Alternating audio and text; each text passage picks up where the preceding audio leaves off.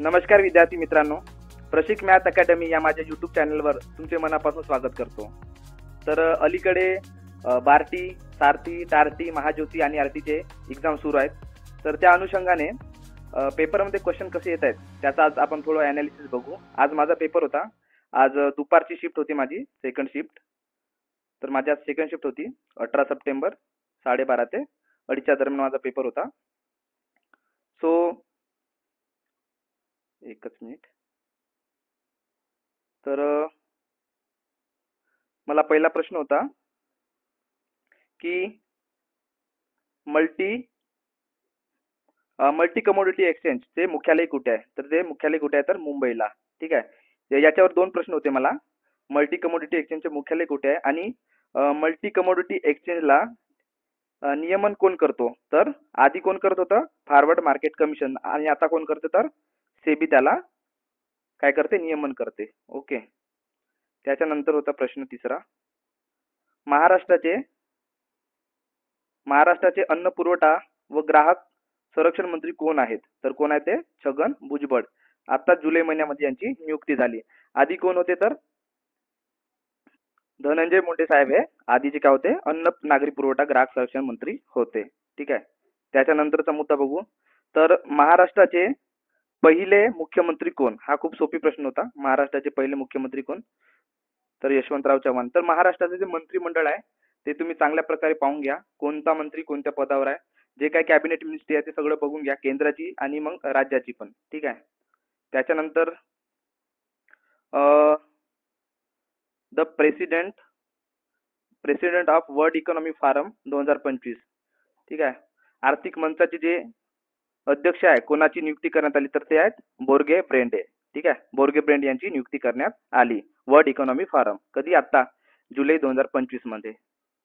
त्याच्यानंतरचा मुद्दा होता की आता जे भारताने ISF वर्ल्ड कप जो झाला त्याच्यामध्ये भारत कितव्या स्थानावर होता? तर भारत कितव्या स्थानावर होता? भारत 3ऱ्या स्थानावर होता. इंटरनॅशनल स्पोर्ट शूटिंग फेडरेशन या वर्ल्ड कप मध्ये भारत कितव्या स्थानावर होता? तर भारत 3ऱ्या स्थानावर होता. त्याच्यानंतरचा प्रश्न होता, आता जो माधव राष्ट्रीय उद्यान आहे याची स्थापना कधी झाली होती? तर याची स्थापना 1958 मध्ये झाली होती. ठीक आहे. त्याच्यानंतर मग जो भुजला, आता ग्रुप सीचा जर तुम्ही पेपर बघितला असाल त्याच्यामध्ये पण याचा प्रश्न होता. भुज मध्ये झालेला भूकंप तो कधी झाला होता? तर 26 जानेवारी 2001 ला झाला होता. ठीक आहे. कुठं? गुजरातमध्ये. गुजरातमध्ये भुज येथे भूकंप झाला होता 26 जानेवारी 2001 ला. ठीक आहे.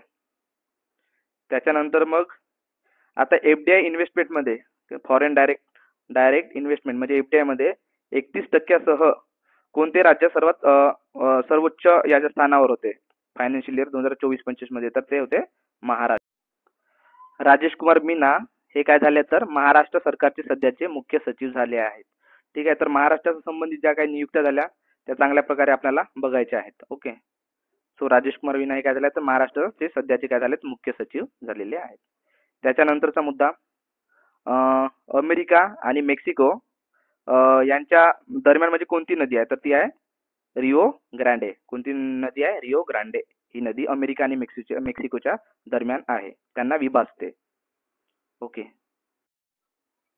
12वा प्रश्न असा होता की औरंगाबाद शहराची स्थापना कोणी केली? म्हणजे औरंगाबाद शहराची रचना कोणी केली? तर मलिक अंबर यांनी औरंगाबाद शहराची रचना केली. ठीक आहे. त्याच्यानंतरचा प्रश्न होता की आता लोणावळा आपल्याला माहित आहे पुणे विभागात. तर कोणत्या पर्वतरांगेमध्ये आहे? तर सह्याद्री पर्वतरांगेमध्ये काय आहे? लोणावळा हे हिल स्टेशन आहे. ओके. त्याच्यानंतर मुघल एम्परर जहांगीर, तर त्यांच्या पत्नीचं नाव काय होतं? काय होतं नाव? नूरजहान हे त्यांच्या पत्नीचं नाव होतं. याच्यावर एक प्रश्न होता. त्याच्यानंतर मग सिम्पलीपाल जो आहे ओडिसा मधील राष्ट्रीय उद्यान सिम्पलीपाल. ठीक आहे. तर हा कितवा राष्ट्रीय उद्यान झाला आहे? तर तो 107वा राष्ट्रीय उद्यान झालेला आहे आणि तो काय? ओडिशातील सर्वात मोठा राष्ट्रीय उद्यान आहे. ओके. त्याच्यानंतर प्रश्न होता की पातूर लेणी ही महाराष्ट्रात कोणत्या जिल्ह्यात आहे? तर पातूर लेणी महाराष्ट्रातील कोणत्या जिल्ह्यात आहे? तर ती अकोला जिल्ह्यामध्ये आहे. ठीक आहे. तर या अनुषंगाने तुम्हाला पूर्ण महाराष्ट्रातला लेण्या वगैरे करून ठेवा. त्याच्यानंतर मग पर्वतरांगा महाराष्ट्रातील नदी प्रणाली, कालच्या पेपरमध्ये मग कृष्णा नदीची लांबी 17वा प्रश्न होता की अजिंठा आणि वेरूळ लेणी महाराष्ट्रातील औरंगाबाद जिल्ह्यात असलेल्या युनेस्को जागतिक वारसा स्थळात आहेत. ठीक आहे. तर याचा प्रश्न असा होता की अं, खालीलपैकी कोणत्या म्हणजे असं लेण्यांची नावं दिली होते. त्याच्यामध्ये एलोरा लेणी होती, पित्तळखोरा लेणी वगैरे होती. तर त्याच्यामध्ये महाराष्ट्रातील औरंगाबाद म्हणजे कोणत्या लेण्यांना युनेस्को जागतिक वारसा स्थळामध्ये स्थान मिळाले आहे. तर त्याचं उत्तर होतं काय, तर अजिंठा आणि वेरूळ लेणी यांना काय मिळालं होतं, तर युनेस्कोच्या जागतिक वारसा स्थळामध्ये मानांकन मिळालेले होते. ठीक आहे, मानांकन मिळालेले आहे. सॉरी. त्याच्यानंतरचा मुद्दा हम्म, तर सायन्सचा प्रश्न होता the arrangement of veins in veinlets in the lamina of leaf is called, अशी त्याची डेफिनेशन विचारली होती आणि 4 ऑप्शन दिले होते. त्याचं उत्तर होतं वेनिशन. काय होतं उत्तर? Venation. The arrangement of veins and veinlets in the lamina of the leaf, म्हणजे जे पानाच्या नसा वगैरे असतात, शिरा, पानाच्या शिरा असतात, त्याच्यामध्ये जे फ्लोईंग होते त्या प्रोसिजरला काय म्हणतात, तर वेनिशन असे म्हणतात. ठीक आहे. त्याच्यानंतरचा मुद्दा, जे आता सागरी लाटा असतात, ठीक आहे, सागरी लाटामध्ये कोणती जी लाट असते ही वेगात असते, म्हणजे वेव्स कोणती वेव्स ही फास्ट असते, तर त्याचं उत्तर होतं पी वेव्स. ही काय असते, फास्टर असते. कोणापेक्षा? एस वेव्ह पेक्षा पी वेव्स ही काय असते, फास्ट असते. ओके. त्याच्यानंतर होतं सीडबीची स्थापना, म्हणजेच भारतीय लघु उद्योग विकास बँक ची स्थापना कधी झाली, तर 2 एप्रिल 1990 मध्ये झाली. तर या अनुषंगाने तुम्ही मग आरबीआयची स्थापना, एसबीआयची स्थापना, जेवढ्या काही स्थापना आहेत, नाबार्डची स्थापना, या सर्व गोष्टी तुम्ही एकदा. तर 1870 ते 1880 खालीलपैकी कोणती संस्था याची स्थापना झालेली नव्हती, म्हणजे 1870 ते 1884 दरम्यान कोणती संस्था नव्हती, तर पुणे सार्वजनिक सभा आपल्याला माहित आहे 1870 ची आहे. त्याच्यानंतर इंडियन असोसिएशन बघितलं तर ही 1876 ची आहे. आणि इथे मद्रास महाजन आहे. मद्रास महाजन कधीचे आहे, तर हे मद्रास महाजन 1884, 9 मे 1884 ची स्थापना आहे मद्रास महाजन सभा. तर याचं उत्तर चुकीचं कोणतं राहील, तर चुकीचं उत्तर कोणतं आहे, हे मद्रास महाजन सभा ही काय संस्था नव्हती, कारण की ची स्थापना 1884 ची आहे. ओके. नेक्स्ट. त्याच्यानंतर हा प्रश्न होता. हां. Root like structure of fungus consisting of a network of line thread like filament is called काय, हायपी. त्याचं उत्तर काय होतं, हायपी. जो रूट लाईक स्ट्रक्चर असतो कोणाचा, फंगसचा, त्याच्यामध्ये काय असतात, network of fine thread like filament असतात, त्याला आपण काय म्हणतो, तर हायपी असं म्हणतो. त्याच्यानंतर मग इनविजिबल थेअरी कुणी मांडली होती? ठीक आहे, इनविजिबल हँड थेअरी कुणी मांडली होती, तर ही ॲडम स्मिथ या अर्थशास्त्रज्ञाने मांडली होती. ठीक आहे. त्याच्यानंतरचा मुद्दा होता की जे आपले इकॉनॉमिस्ट आहेत, कोण, जॉन जॉन मॅनर किन्स. ठीक आहे, केन्स हे कोणत्या देशाचे आहेत, तर ते ब्रिटिश नागरिक आहेत. ठीक आहे, केन्स कोणत्या देशाचे आहेत, तर ब्रिटिश नागरिक आहेत. आता समोरच्या शिफ्टमध्ये तुम्हाला केनच्या मग डेफिनेशन विचारू शकते, केनने मांडलेली थेरी विचारू शकते. तर जेवढे काही महत्वाचे अर्थशास्त्रज्ञ आहेत त्यांच्याबद्दल तुम्ही थोडं वाचून ठेवा. ठीक आहे. त्याच्यानंतरचा मुद्दा बघू आपण. हां, त्याच्यानंतर हा खूप चर्चेमध्ये मुद्दा होता, द सिटिझनशिप ऍक्ट. हा कधीचा कायदा आहे, तर 1955चा कायदा आहे. म्हणजे एखाद्या व्यक्तीला भारताचे नागरिकत्व घ्यायचं आहे किंवा भारत देश सोडायचा असेल, तर ह्या कायद्याच्या अनुषंगाने त्याला सोडावं लागेल. या कायद्यानुसार त्याला त्या गोष्टी अवलंबाव्या लागतील. ठीक आहे. कधी? सिटिझनशिप ऍक्ट म्हणजे नागरिकत्व सुधारणा कायदा कोणता, 1955. ठीक आहे. त्याच्यानंतरचा मुद्दा होता की राज्यसभा सदस्य होण्यासाठी किमान वय किती पाहिजे, तर 30 वर्ष वय आपली एवढी पाहिजे. ठीक आहे.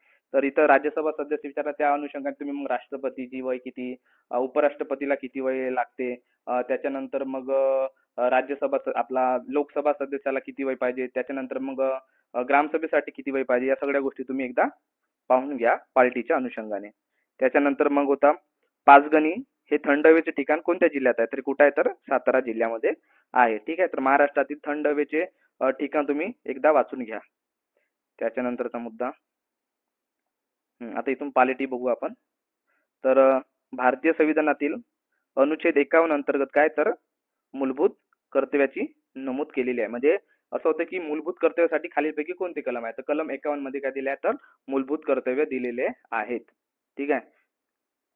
त्याच्यानंतर भाग 3 मधला विचारला होता की कलम म्हणजे मूलभूत हक्काशी खालीपैकी कोणत्या कलम आहेत? ठीक आहे, मूलभूत हक्काशी खालीपैकी कोणत्या कलम आहेत? मूलभूत हक्काशी संबंधित कलम किती? 12 ते 35 हे काय तर मूलभूत हक्काशी संबंधित कलम आहेत. ठीक आहे, तर त्याच्यानंतर तुम्ही मग मूलभूत हक्कातल्या तुम्ही कलमा चांगल्या प्रकारे पाठ करून ठेवा. तसं मी व्हिडिओ टाकलोच आहे कलमा संबंधित, तर तो तुम्ही एकदा पाहून घ्या. ठीक आहे, त्याच्यानंतर मग गुगामल राष्ट्रीय उद्यान. गुगामल राष्ट्रीय उद्यान खालीलपैकी महाराष्ट्रातील कोणत्या जिल्ह्यात आहे असा प्रश्न होता. तर गुगामल राष्ट्रीय उद्यान महाराष्ट्रातील कोणत्या जिल्ह्यात आहे? तर तो आहे अमरावती जिल्ह्यामध्ये आहे. ओके, त्याच्यानंतर मग सायन्सवर प्रश्न होता की ऑर्थोप्रोडा आणि मोलुस्का, ऑर्थोप्रोडा आणि मोलुस्का यांची जी बॉडी स्ट्रक्चर असते ही कशी असते? तर ती कशी असते? ओपन सर्क्युलेटरी सिस्टीम असते. कशी असते? ओपन सर्क्युलेटरी सिस्टीम असते. तर 1930 मध्ये डॉक्टर बाबासाहेब आंबेडकरांनी दलितांसाठी कोणत्या संस्थेची स्थापना केली होती? तर ते होतं डिप्रेस क्लासेस असोसिएशन. कशाची स्थापना केली होती? तर डिप्रेस क्लासेस असोसिएशन याची स्थापना डॉक्टर बाबासाहेब आंबेडकरांनी 1930 मध्ये केली होती. ठीक आहे, त्याच्यानंतरचा मुद्दा होता की माकू पिकू. काय माक्सू पिक्सू जे आहे, माक्सू पिक्सू हे कुठं आहे? तर हे पेरू मध्ये आहे. ठीक आहे, माक्सू पिक्सू काय हे अभयारण्य, पेरू मधील सर्वात मोठे अभयारण्य आहे. कोणते? माक्सू पिक्सू. हे कुठे आहे? तर पेरू मध्ये आहे. त्याच्यानंतर होता की मध्ययुगीन भारतामध्ये जी जाती व्यवस्था किंवा समाजात व्यक्तीचे स्थान दर्शवण्यासाठी वापरली जात होती ती संज्ञा काय होती? तर झट, झट नावाची जी संज्ञा होती ती वापरल्या जात होती. मनसबदारी पद्धत होती कुठे? अकबरच्या काळामध्ये. तेव्हा जट ही पद्धत वापरली जाते जाती व्यवस्था किंवा समाजात व्यक्तीचे स्थान दर्शवण्यासाठी. कोणती? जट नावाची संज्ञा वापरली जात होती.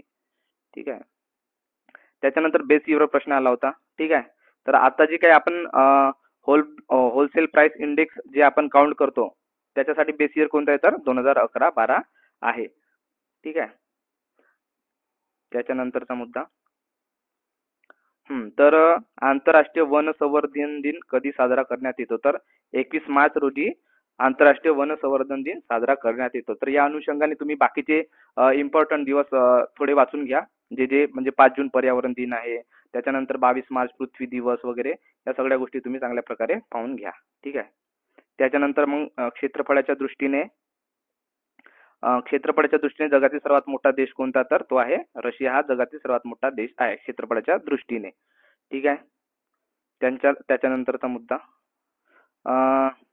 भारताच्या काय पूर्वेकडील भारतातील कोणत्या शहराला पूर्वेकडील ऑक्सफर्ड म्हणून ओळखले जाते? तर पुणे शहराला काय ओळखले जाते? पूर्वेकडील ऑक्सफर्ड कोणाला म्हणतात? तर पुणे शहराला भारतातील काय पूर्वेकडील ऑक्सफर्ड असे म्हणतात. कशामुळे? तर उच्च शिक्षण संस्था आणि IT सेक्टर इथे असल्यामुळे पुण्याला काय म्हणतात? भारतातील पूर्वेकडील ऑक्सफर्ड असं म्हणतात.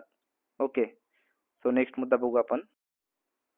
तर स्वच्छ सर्वेक्षण 2024-25 पुरस्कार सोहळ्यात सुपर स्वच्छ लीग सिटी 10 लाखाहून अधिक लोकसंख्या मध्ये कोणते राज्य अव्वल ठरले आहे? तर नवी मुंबई हे राज्य अव्वल ठरले आहे. कशात? 10 लाखाहून अधिक लोकसंख्या असलेल्या शहरामध्ये सुपर स्वच्छ लीग सिटी मध्ये काय नवी मुंबई हे अव्वल ठरलेलं आहे स्वच्छ सर्वेक्षण 2024-25 नुसार. आणि भारतामध्ये सर्वात स्वच्छ याच्यामध्ये यादीमध्ये किती क्रमांक आहे? तर नवी मुंबईचा हा 3रा क्रमांक आहे. काय? भारतातील 3ऱ्या क्रमांकाचे स्वच्छ शहर आहे काय? नवी मुंबई.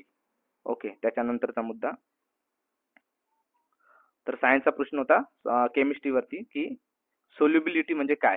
काय सोल्युबिलिटी? सोल्युबिलिटी काय आहे? तर is the ability of substance the solute to the form solution with another substance the solvent is called as a solubility.